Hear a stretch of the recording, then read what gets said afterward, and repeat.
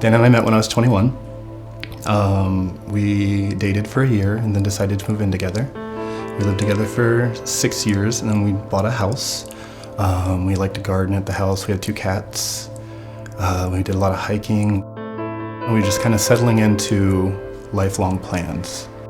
On November 16th, 2007, Dan returned home from work and he interrupted a burglary in process. He was murdered in our home. It's hard to describe. You're just alone. It's your entire thought process changes. Everything you ever imagined has been erased, and you're now fighting to figure out who you are and who you want to be. As reality started setting in and I had to move into the things that I needed to do and get done, there were things that you wouldn't think of that you have no rights to. I couldn't claim his body.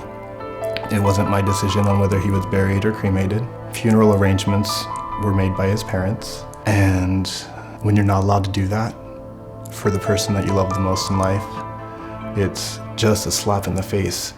They're painful things, but to be told that you don't have the right to do that is just unheard of. I was very lucky that Dan was from a very loving family. His parents supported me wholeheartedly. I know not everybody gets that treatment, and I do know when life changes on you that fast, I have to admit there were moments where I was worried. I didn't know how they would react. I was really in fear of what was going to happen to me and how I was going to be treated.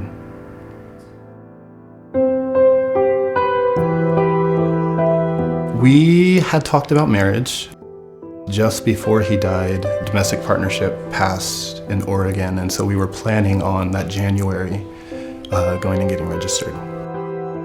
Although we weren't husband and husband, we did consider each other life partners.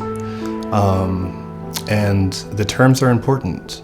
We lived together for 7 years. When I found his body, the police would only call me his roommate. If we had been legally married, that wouldn't have happened. I would have been called his husband.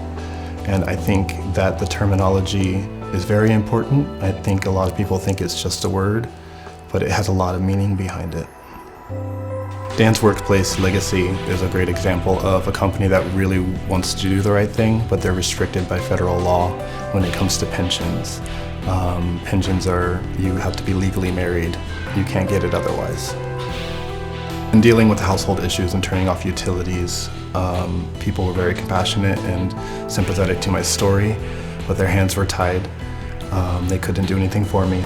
I think that domestic partnership's an important step, but it's not full equality. I think that it's a confusing term.